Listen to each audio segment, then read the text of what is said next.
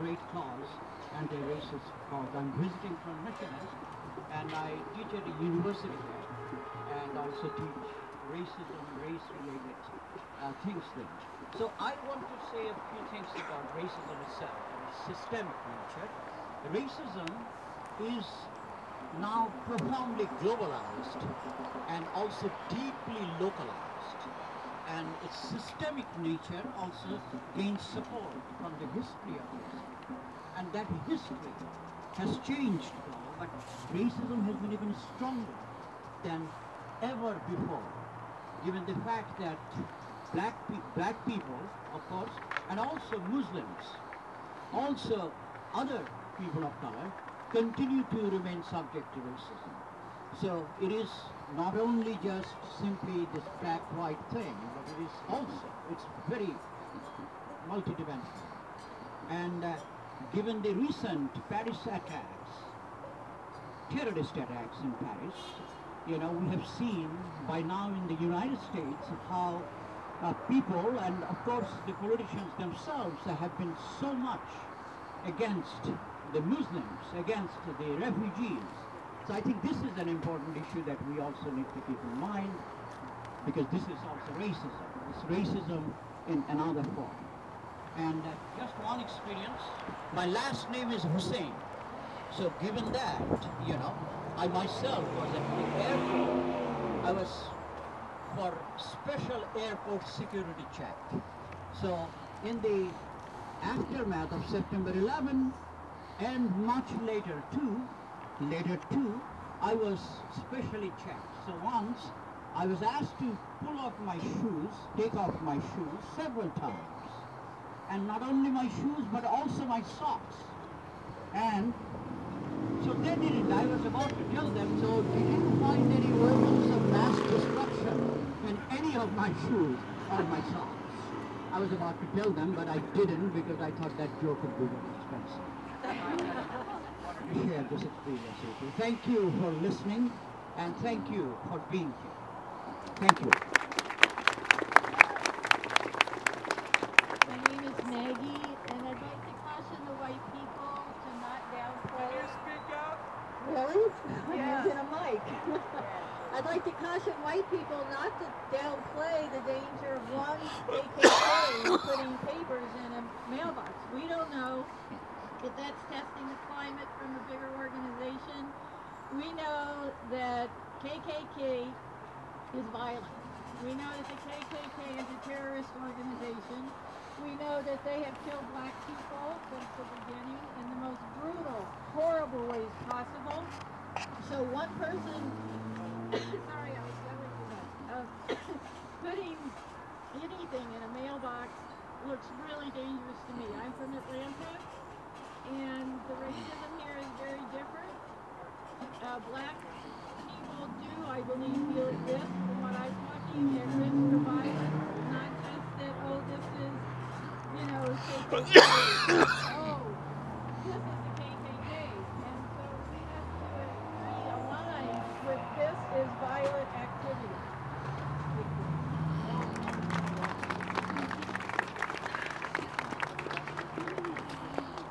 My name is Jordana Sardo.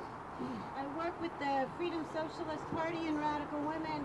I've been an activist in the Portland area for many years, but I wanted to share a couple of experiences that I've had in Portland and Oregon related to fighting fascism. One of them, probably there's several people here who remember the Oregon Citizens Alliance and their efforts to criminalize homosexuality on a number of ballot measures. And one of the ways that was defeated was by organizing a united front against the Oregon Citizens Alliance repeatedly. And one of those things that came out was something called Bigot Busters. And that was people getting together and alerting an organization of lots and lots of people across the state of Oregon where the OCA was gathering signatures to put ballot measures on the ballot. And that was very effective in defeating those ballot measures and keeping some of those ballot measures from even getting on the ballot. A couple of years ago, the Freedom Socialist Party, Radical Women, and an anarchist group worked together with Jobs with Justice and other organizations to protest the Tualatin Valley Skins. And that they were organizing it was like an initiation kind of event over near Gabriel Park, which is a neighborhood where many Jews and people from the Middle East who have Middle East heritage reside. And it was an effort to terrorize them. And there was a massive outpouring of refusal of allowing the Tualatin Valley Skins to get away with their active terrorism against those residents and against us as activists, as feminists, as queers, as people of color, as unionists. The KKK has a multi-faceted program. They hate unionists as much as they hate people of color, as much as they hate feminists, unionists. Anyway, unless you are a straight white male, you are not a friend of theirs. So I guess I wanted to convey that there's been a lot of heroic organizing against the OCA and against fascists that have been very effective, and United Front organizing where everybody has a chance to come together, working folks come together to figure out the best strategy of fighting back. That's where our strength lies. And I just wanted to pass on that there's a lot of history that I really appreciate folks talking about. And the Freedom Socialist Party's website, www.socialism.com, has got a lot of heroic history that you can also look up for moving forward. This is a great turnout, despite it being really cool. Hi everyone, I'm Crystal. I help out Forward, and I just wanted to add something to what I think Maggie said earlier. Especially with this issue right now, this supposed just one person organizing here locally, that it's never just a lone wolf, and to use that argument is upholding white supremacy in and of itself. Whiteness is seen as the default, it's seen as pure and innocent, and when you look at these people and say, oh, they're an aberration, that's not normal, what you're doing is like putting that on the individual instead of looking at the culture itself. So that's all I wanted to say. I just wanted to leave you guys with that, because I've been hearing that argument a lot, and I think we all need to leave here with talking points and things that we can share and add to this conversation. So thank you.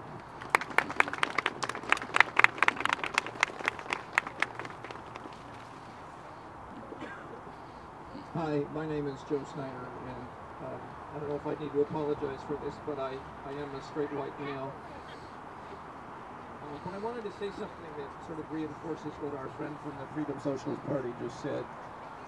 I lived for many years in Southern Oregon, and if you're not aware, Southern Oregon was a real hotbed of Klan activity for many, many years in Oregon, and there were what they called sunset laws on the books in many Southern Oregon communities well up into the 1950s and 60s.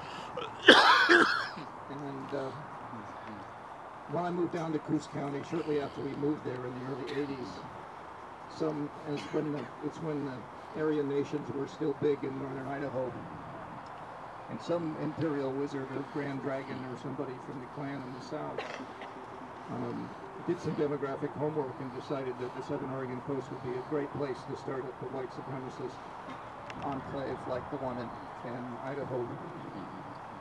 And he announced that. And that he was buying a piece of land and going to move into Coos County. And this amazing coalition happened. And it didn't surprise me too much that all the hippies that had moved up from California in the 1960s and 70s came out of the hills and said, we don't want this, and started an organization. But what did surprise me, and I was ignorant of, is that the International Workers of the World, which we know as the Wobblies, had been active in Coos County way back when there was this long, radical labor tradition in Coos County, which was pretty much hidden and forgotten. And all those people came out of the woodwork. And this amazing coalition called Coos County is Powerful put together and said, we don't want you here, KKK. And he quit. He said, this is territory I can't move into. And the point I want to make with that is that we all have to do this together. And we have to get out of our little communities of like-minded people and make the connections that we need to connect across colors, across cultural backgrounds, across economic backgrounds, and put ourselves together as one community to make this work. Hear, hear!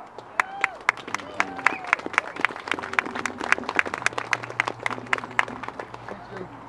My name is Walter John Boris. I'm a minister in the United Church of Christ. Also, like Joe, a straight white male, but I stand here in solidarity with you against all of those forms of oppression and all of those privileges that I have been the beneficiary of, but it is long past time for all of those to end. I want to tell all of you that there are many people of faith, including Christians, the Christians, Jews, Muslims, and many more, that are working for equality for all of us. And it's time for racial injustice to end. It is time for marriage equality. It is time for us to recognize that there are many paths to the sacred and that we need to work together for the benefit of all. So thank you all for being here.